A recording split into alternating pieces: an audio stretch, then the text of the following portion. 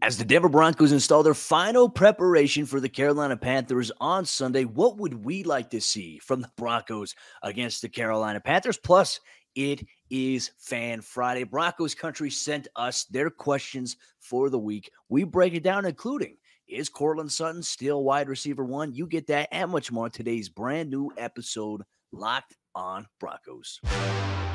You are Locked on Broncos, your daily Denver Broncos podcast. Part of the Locked On Podcast Network. Your team every day.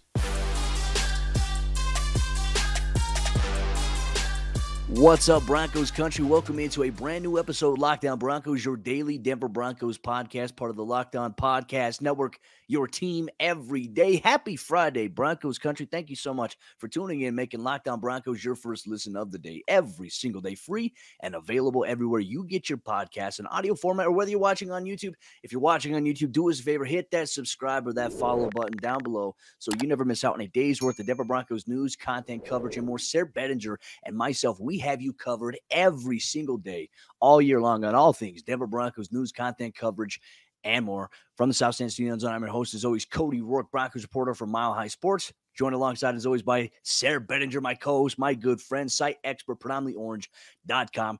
Broncos Country, we're just going to giddy up through this season here. 7 games remaining, obviously, just here on Sunday. The Broncos will travel to take on the Carolina Panthers. I'll have to catch my flight there to cover the game, and hopefully there's something good that can come out of it. So, Sayre, let's talk about what we would like to see against the Carolina Panthers on Sunday. I mean, a battle between two teams who were struggling, but the Broncos couldn't beat a really, really bad Raiders team.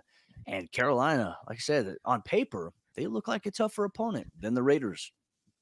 Yeah, they do. I mean, Carolina, Cody, I think a lot of people don't realize this. They're like still in the mix in their division right now. I think the Buccaneers are 5-5, and the Panthers are 3-7. So they're still in the thick of things. And they got a couple of big division wins after they fired head coach Matt Rule and replaced him with Steve Wilkes and all this crazy stuff. So they actually have a pretty good defense there. Like, I've been kind of monitoring them from afar just to kind of see, what's going on there. Got a number of fantasy guys on that team, and so it's not going to be easy. There's never anything easy in the NFL, is there? And of course, they're a team that's looking to see some positive things as well. Like, they want to get back on track in a couple of different ways. They're looking to, they've been in evaluation season like the Denver Broncos are, but going up against a team like this and really a pretty darn good defense. Like the Panthers, if nothing else, they've got good players defensively. They've got a lot of talent on that side of the ball, and they've got a lot of guys that could make it another very difficult week for Broncos Country unless we see what we want to see, which I think number one, first and foremost, is the offense progressing again, right? We saw some progression against the Las Vegas Raiders. And again, we're grading on this curve, right? This 2022 Broncos curve, which is, 9 points or whatever it was against the Indianapolis Colts all the way into overtime. And, what we saw last week against the Raiders, which was 16 points once again. For however many times this season they've scored 16 points, which is just super weird at this point. But I think against the Carolina Panthers, Cody, to be sarcastic, we're looking for at least 17 points. To be serious, we're looking for the offense to actually, do some things all 4 quarters. I mean, score in the third quarter. Is that too much to ask at this point? Maybe. We want to see progression. And with Clint Kubiak calling plays, I think that is key, because right now there's a lot of interesting layers to him being kind of quote unquote promoted to the offensive play caller to me, namely the fact that I think George Paton is the biggest reason he's in Denver, not necessarily Nathaniel Hackett, Cody. So that's going to be very fascinating as we move into this transition period, this evaluation period. Yeah, I mean, I think you're spot on about that too. And I think for George Paton, using these 7 games here with Clint Kubiak, it's an audition really for next year. And we still believe there could be some major changes in Denver after the season. Heck, could even happen in season. But, I mean, that's not the reality right now. So, obviously, you embrace the now how it is. But I think, can the offense take the next step, in progression here? And how do they do that with the running back room? They have Latavius Murray, Marlon Mack, Divino Zigbo at this point after waiving Melvin Gordon earlier on Monday of this week. I mean, these are questions. Can the Broncos commit to the run game? We saw them utilize the quick passing game.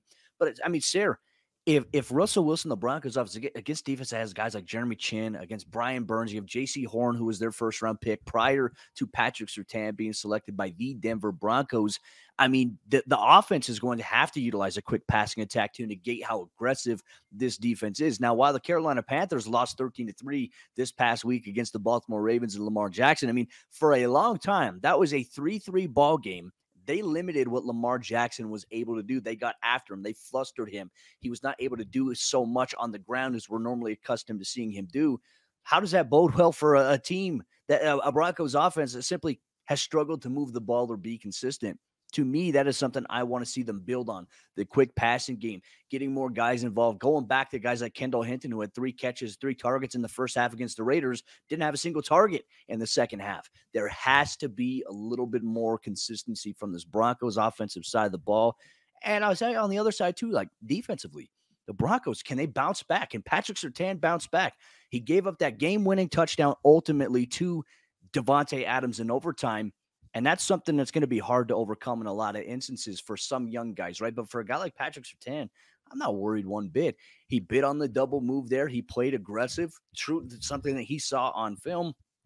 But, everyone wants to come out with narratives saying, oh, he's cooked. The Broncos shouldn't have drafted him. Stop it. After one game of him actually we're a year and a half through his NFL career, and this is really the only game where he gave up like a touchdown like that, where he got burnt on it. Come on, folks. Let's just be realistic here. He is going to draw the coverage assignment of DJ Moore, Sayre, and I think the bigger question is who the hell is going to play quarterback for the Carolina Panthers? Is it going to be Sam Darnold? Is it going to be Baker Mayfield? Is it going to be PJ Walker? I mean, all 3 of these quarterbacks have had time starting under center here for the Panthers this year. I know Darnold's probably the more healthy of the 3 options right now as he's coming back from that ankle injury he suffered various weeks ago. We'll see who starts there, though. That's going to be an intriguing topic. It is. I mean, Sam Darnold, if he's out there, Cody, the Broncos are going to have to watch out for the dual threat, right? Remember the last time we played against Sam Darnold? No, but I mean, seriously, it's just one of these things where, gosh, these narratives that keep popping up. I get that Pat Surtain got burnt on that last play, but my goodness, I mean, the guy's been, if anybody deserves a little bit of grace in Broncos country, it's that guy. I mean, he's been so awesome since he got drafted, but the defense does have to step up, Cody. I mean, obviously you're going up against an opponent like this in the Carolina Panthers that's capable of, playing some really good defense throughout the season. I think like you can kind of bank on them playing fast, playing aggressive. Where you have to win is defensively if you're the Denver Broncos. And that's where I think the last 2 weeks, it's been kind of interesting. It's flown under the radar. The defense has been part of blowing a 10-0 lead that the offense has given them. Like, how many times have we talked about on this podcast or on Twitter or wherever else, man, if only the Broncos defense could get a lead to play with, I would love to see how different things would be. Well, they've gotten a 10-0 lead the last 2 weeks and they've blown it. They've given it up. And so it's just, like it when it rains, it pours in Broncos country these days, and things just can't go well. And if it's not one thing, it's another. Hopefully against the Carolina Panthers, just like we saw a couple of years back. Remember when Drew Lock had the big game against the Carolina Panthers? Kind of things were just firing on all cylinders for whatever reason. Maybe we can get a Broncos game like that again in Carolina, where finally things are just starting to work. Things are just hitting. Receivers getting open, catching passes, making tough plays. Russell Wilson seeing the field, defense capitalizing, creating turnovers. Who knows, Cody? I'd love to see all of it. That would be an amazing gift here. That'd be the best Black Friday deal of them all, is to say, you know what, Broncos country, we're going to get it all. We're going to go discounted price, whatever you want to say. I'm looking forward to this game, Cody, because I think it's another good test for the Broncos and another opportunity for them to kind of show, like, man, we can get better, and we need to see that. And I think as we talk about evaluation season, you want to see gradual growth, right? Because you're essentially trying to build on things going into next year, even though that, hey, there could be a ton of change in Dove Valley that is coming. But Broncos Country, one of the things we're going to talk about on today's episode of the show, it is Fan Friday, and Broncos Country sent in their questions to Sayre and I, some interesting ones too, especially if Clint Kubiak is retained as the play caller going into next season. What concepts could we see offensively? You'll get that and much more on today's Locked On Broncos podcast.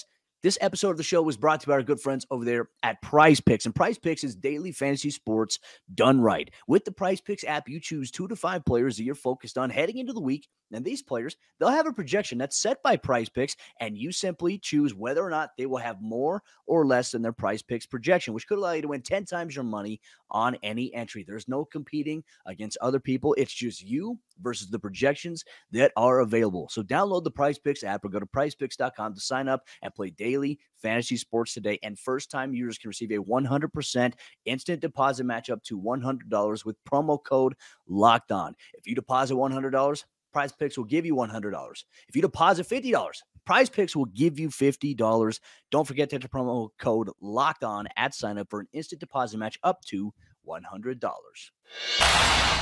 Fan Friday is one of the new things that we're going to get through this season. It's a therapy session with Broncos Country, facilitated by all of us. You send in your burning questions that you have for this team on a weekly basis. We break them down on the Locked On Broncos podcast. Allows you to be part of the show. We always send the tweet prompt out on Twitter, so make sure you stay tuned at Cody Roark NFL, at Sayre Bedinger, at Locked On Broncos, so you never miss that tweet, so you can be involved in shows going forward. Also, make sure you get involved in the YouTube comment section down below. Thank you so much for making Locked On Broncos your first listen of the day, every single day, free and available everywhere you get your podcast in audio format or whether you are watching on YouTube. Sayre, we got some really good questions this week here for Fan Friday as it pertains to the Denver Broncos, and some interesting ones here. Let's start things off here with a tweet from our good friend at Boone_Goon. He says, looking ahead to the NFL draft, which is quite a long ways away here, folks. I will put that out there. What is the Broncos' biggest need? Could George Paton trade out and get more draft capital? What is the most likely scenario to happen in your opinion? There's a lot right here, Sayre. I know you're a big draft guy. I know we have the build up to the NFL draft, but there's kind of like a question here. Ultimately, what is the Broncos' biggest need? I feel like you and I have talked about that. It's going to be the offensive line, right tackle. We even alluded to the fact earlier this week, receiver maybe, cornerback maybe, running back maybe. I mean, there's a multitude of things that this team is going to have to, I'd say, address or, add some depth to. And it's hard to project what the NFL draft may look like this far out, not to mention on top of that, free agency comes first. So I will say that is probably something that needs to be taken into consideration ultimately here when we break this down. But another question that we have here, could George Paton trade out and get more draft capital? That, to me, I think is probably one we can maybe ponder and address right here. What are your thoughts on that? I think definitely. I mean, he's probably always going to be looking to get more. I think he really likes having that number 10, right? The 10 picks. I think he likes to kind of be able to work with that if possible. And right now, no pick in the second round, but you got 2 picks in the third round. You kind of have the flexibility if you wanted to. You could trade down from that first round pick, maybe move up from those third round picks. A couple of different ways that you could address and just attack. The name of the game is being able to be flexible to where, yes, like George Paton has said, you want more darts to throw at the dartboard, right? But at the same time, you also want the flexibility to be able to move up and down the board to get the guys that you want at any given time. Like we saw a couple of years ago with Javonte Williams. He wanted to move up and get him, so he did. Luke Wattenberg last year wanted to move up and get him, so he did. Or, this past year, he also moved down and felt really comfortable about if we get Greg Dulcich here or whoever else they had on the board that they really liked, they had options that they liked there. So I agree with you, Cody. You don't necessarily go into the NFL draft with areas of need. Where I think you go into the NFL draft is with ideas of players and positions and different things that you would say, okay, where's the position group that we want to be the most cost effective, or where is this draft class the deepest at? That's going to be the biggest key question there, because it's not like we can just sit here and say in November, the Broncos' biggest need in the NFL draft is offensive line, so their first round pick will be offensive line, because that's not how it works. No. They could go into free agency and absolutely kill that need with fire, and then come into the NFL draft, and all of a sudden it's like, well, we don't need offensive line anymore. What about a wide receiver? What about a running back? What about all these different possibilities will come up? And that's just the nature of this beast. So I love the question because it gets us thinking.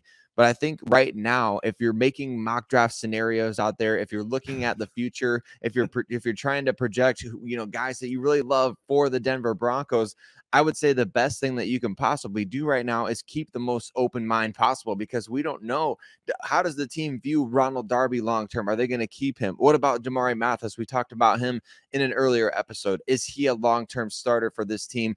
What about the safety position, right? I mean, Caden Stearns with the injury. Kareem Jackson is, probably, I don't know if he's going to be back next year. There's so many different things and different layers to this that you're putting this thing together. We haven't seen free agency yet, so keep an open mind in the NFL draft as of right now. Find players that you really love at positions that are kind of premium positions, and those are the ones that I would say kind of looking at early on in this class. It's going to be a very interesting road. I know that once we get through the free agency, I mean, we're going to have a complete build up here, Lockdown Broncos. You can expect all the coverage. You can expect some mock drafts from us. Yeah, I mean, it's just so hard to say right now. And, to be honest with you, like, this might be an early, foreshadowing, something along those lines. I would not be shocked if the Broncos trade several players during draft day for more picks. We saw the Arizona Cardinals trade for Marquise Hollywood Brown with the Baltimore Ravens, gave them some flexibility to be able to get some picks. And I would not be shocked, especially if the Broncos only entered the 2023 NFL draft with 6 picks as it currently stands right now.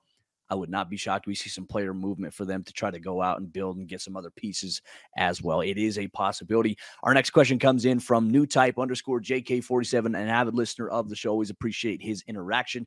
If Clint Kubiak is retained as OC next year, what are some concepts and plays from his playbook in Minnesota that fits Russ and our offensive personnel the best? It seems like Clint already has an idea with what Russ and our personnel can do best, hoping to retain that continuity next season. I felt like we saw a little bit of it this past week against the Raiders. Now, granted, it was the first half, but it was the shotgun. It was the quick passing game. It wasn't this concept where you're going out of shotgun and you're just taking a 4 or 5 step drop back, trying to read the whole entire field. That's what was getting Russ sacked. That's what was making the offensive line look even worse than it has been. We saw the quick passing game where Russ is getting the ball. He's looking to his first read. It's covered. He's already looking to his other outlet. Or if it's not there, he's rolling out to his right and he's throwing on the run, something he's very effective at. I felt like in the game against the Raiders, while Russ got sacked a few times, I thought Russell Wilson probably looked, outside of Seattle, probably some of the best that he looked so far this season from an operation standpoint and getting the ball out of his hands and throwing. And man, there was one throw he had to Courtland Sutton. He was on the right side and it was a slant. There's a blitz from Denzel Perryman who just comes free. Russ sees the blitz coming. He gets the ball, just snaps. He looks, and as soon as he throws, he's just, bam, hit on the just chin by Denzel Perryman. He stood in the pocket, took the shot, and still delivered a great throw to Courtland Sutton. That's the type of stuff I think we want to see. Minus him getting hit, I think we've already started to see a little bit of what Clint Kubiak can do. And here's the thing. Clint has familiarity with Russell Wilson because he works with him every day. Now, while it was different, and I definitely noticed the flow was different with Clint Kubiak versus Nathaniel Hackett, I think that's something that they can continue to build on. We got to see that this upcoming week against the Panthers and for the remainder of the season. It's going to get tough because there's some tough opponents that Denver has to face. There definitely are. And I think that one of the things that I want to see, or I think that we need to see, is a lot more emphasis on the running game. And I know that's it's not great timing for that because right now the Broncos, I mean, the guys that they have at running back right now, Cody, aside from Latavius Murray, who we think could be brought back next season, he may not. And nobody that's currently on the roster at running back might be back next season besides Javonte Williams, who's injured. So you want to see an emphasis on the running game. I would love to see more of the wide zone that we, thought we were going to be getting this year, where, I mean, the running game kind of just plays itself out. We see that with a number of different teams that run it extremely well. But unfortunately, the Broncos, I think you go back to the hire of Butch Berry as the offensive line coach. I just don't think the wide zone or the zone scheme is being coached overly well. It's not being blocked super well. And the running backs just aren't able to get an inch anywhere. So I just think that's got to be the emphasis because everything that Russell does is going to be predicated off that, those play action deep shots. I think you have to specialize in, yak plays for your offensive playmakers. You have to kind of look at what the San Francisco 49ers do with Kyle Shanahan. I know that we always bring his name up because he's kind of the best at, adjusting to his personnel offensively, but he has some really good players right now. And what you see is Jimmy Garoppolo doesn't have to complicate a ton because he can get the ball out to George Kittle, 4 yards beyond the line of scrimmage, and George Kittle can turn it upfield for 30 yards. Or, the same is true of Brandon Ayuk, Deebo Samuel, Christian McCaffrey. Those guys specialize in yak, and I think that's what the Broncos need to help Russell, like you said, with the quick passing game, guys who are good at yak, and you have some of them already on the team. Start implementing those plays heavily if you're Clint Kubiak. Well, I think we're going to see some changes throughout the offensive scheme throughout these next 7 weeks that are here for this Broncos team. Going to be very interesting to see how it all plays out. One of the things we're going to dive into on Fan Friday here, we have some questions, including, is Courtland Sutton still wide receiver 1 for this Broncos team? You get that on today's episode of Lockdown Broncos. But this episode of the show is brought to you by SimpliSafe. And if you've thought about securing your home with home security but have been putting it off, you'll want to listen up, because right now, Lockdown Broncos listeners can order the #1 rated SimpliSafe home security system for 50% off. This is their biggest offer of the year, and you won't want to miss it. And SimpliSafe was named the best home security system of 2022 by U.S. News and World Report for a third consecutive year in a row. And in an emergency, 24/7 professional monitoring agents use Fast Protect technology exclusively from SimpliSafe to capture critical evidence and verify the threat is real, so you can get priority police response. SimpliSafe is whole home security with advanced sensors for every room, window, and door, HD security cameras for inside and out, and smarter ways to detect motion that alerts you only when a threat is real, and even hazard sensors that detect fires, floods, and other threats to your home. 24/7 professional monitoring services cost less than $1 a day, less than half the price of ADT's traditional professionally installed system. With the top-rated SimpliSafe app, stay in complete control of your system at any time, anywhere. You can arm or disarm, unlock for a guest, access your cameras, or adjust system settings. Don't miss your chance to save big on the only security system that I recommend, and get 50% off any new SimpliSafe system at simplisafe.com/LockedOnNFL today. This is their biggest discount of the year, so don't wait. That's simplisafe.com/LockedOnNFL. There's no safe like SimpliSafe.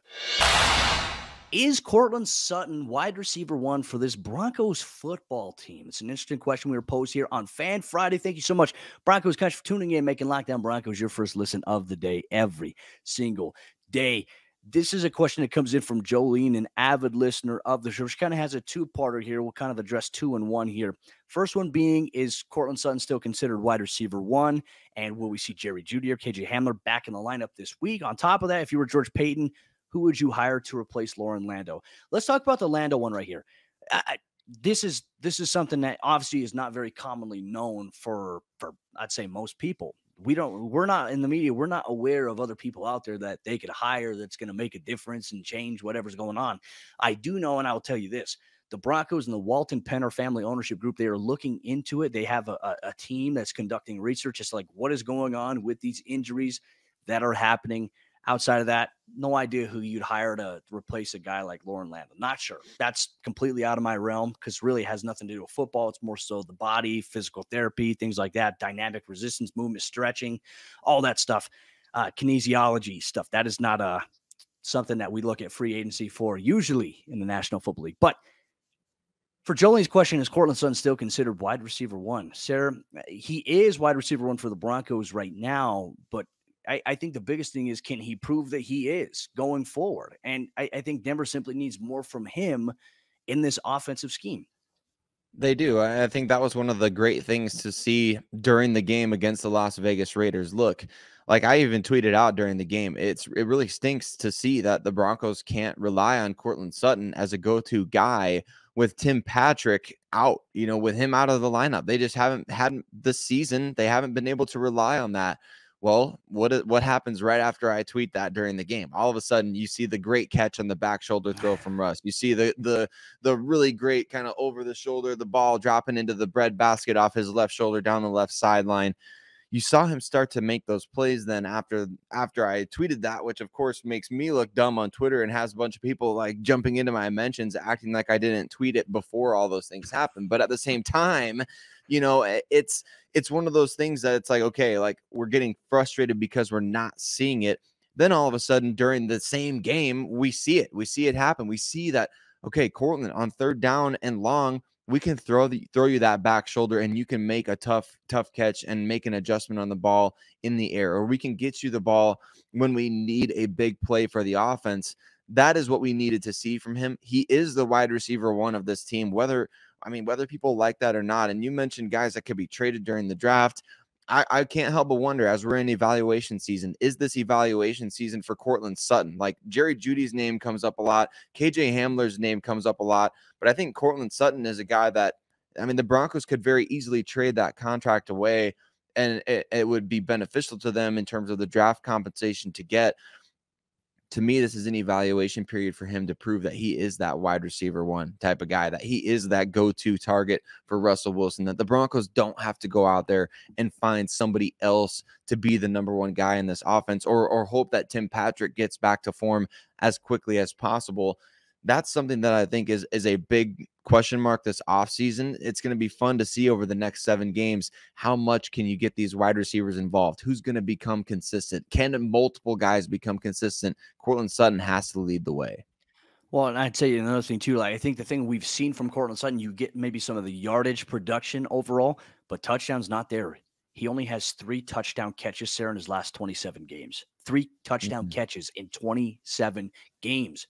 That's not what a wide receiver one does. It's not what wide receiver one production looks like. And granted, there's a multitude of things, not just on Courtland Sutton. It's quarterback play, it's offensive line, it's play calling, it's all that. Everything, all these things can be true at the same exact time here.